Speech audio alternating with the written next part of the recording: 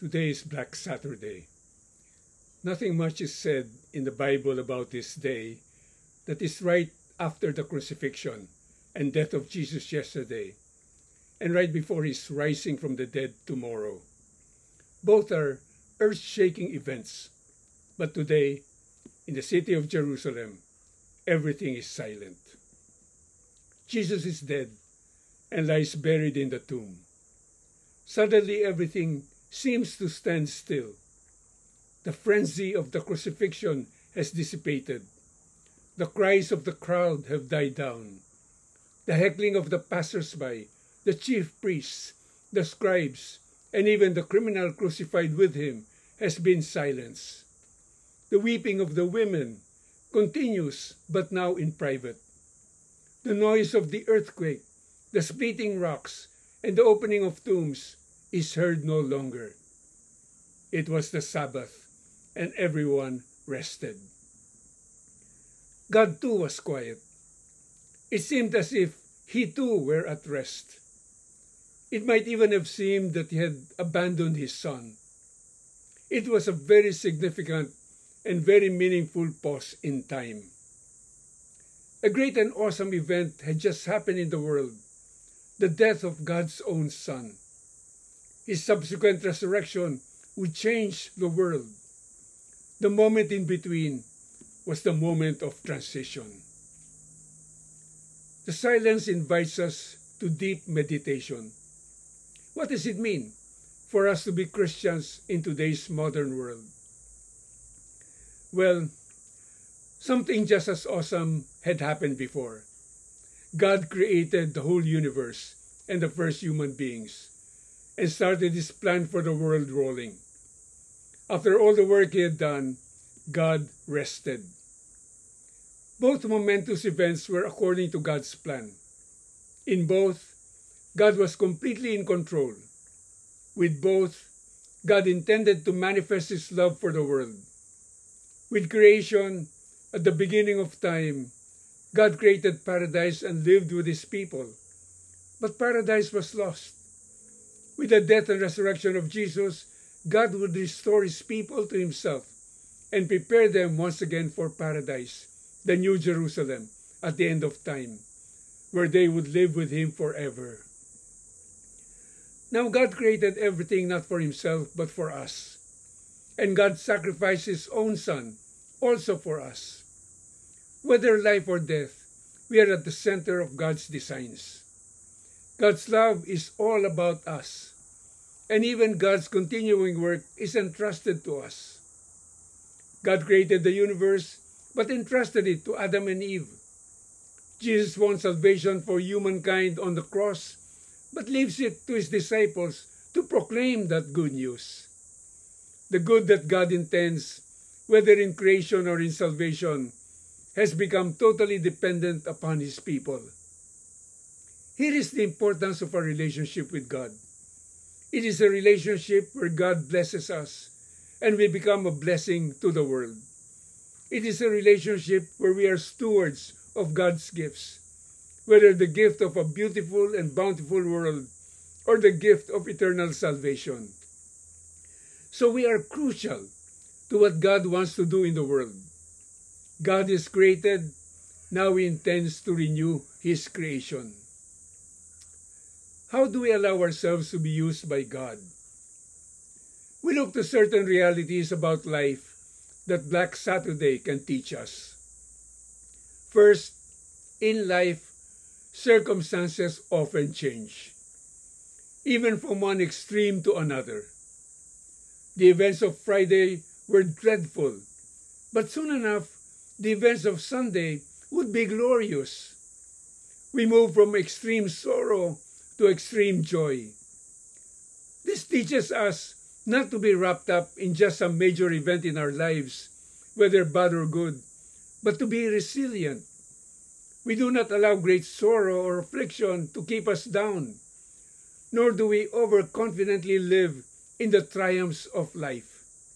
We live from day to day, constantly aware that many circumstances are beyond our control, but knowing that there is a constant, and that is God. Second, we do not know what tomorrow will bring. Yesterday it may be grief and despair, but tomorrow it can be hope and joy, or vice versa. How we live our life does not have to depend on our life circumstances. We do not just flow with the tide, ruled by emotions. We fall, and then we rise up. We fail, and then we look to later succeed. God can dramatically change our life. In the meantime, as Jesus has said, do not worry about tomorrow. Tomorrow will take care of itself. Sufficient for a day is its own evil. Black Saturday teaches us how to be still and know that there is God. Third, when things have not gone our way, especially if we are in the depths of turmoil, and we look to God but receive no response, much less consolation, we may give in to frustration and even despair. We may question God. Why are you not doing anything? But who are we to question God? Who are we to assume that nothing is happening? But God is always at work. Some tradition has it that Jesus at this time descended to the dead. He went there to shatter chains and lead the righteous out of darkness, all those before him who were awaiting redemption. Now that is some monumental work. We can never know what God is doing at a particular time. We need to just have faith that indeed He is at work for the good of all. Finally, Black Saturday invites us to be still and ponder what has been and what is to come. Yesterday, we witnessed the chaotic events of the crucifixion and possibly for some, the end of hope in the tomb when Jesus was buried. Tomorrow, we witness an empty tomb. We move from death to life, from sorrow to joy, from despair to hope, from tears to laughter. But today, we are in the in-between. Today is our time of solitude with God. So today is a moment of transition. It is that meaningful pause in history when time seems to stand still. It is the moment between seeming defeat and actual victory. It is the transition from a world disfigured by sin to a world whose face will be renewed. For us as Christians, is it a time for looking back at the infidelities of the past and even of the present, and looking forward to restoration and greater empowerment. It is the period of experiencing the pain and crosses in life, but anticipating the fullness of hope and joy in resurrection. Have our dreams been shattered? Have we lost hope? Not if we are in Christ. Jesus rose from the grave and conquered sin and death, and He is always at work in our lives. We need to trust in Him and in His great love for us. We look at Good Friday and know that we need to be patient and have endurance because God will act. Easter Sunday will come. We are at the crossroads, at that significant moment in time and history. This is our God-given time to learn the lessons of Lent and of Easter. And know that tomorrow, Jesus rises from the dead.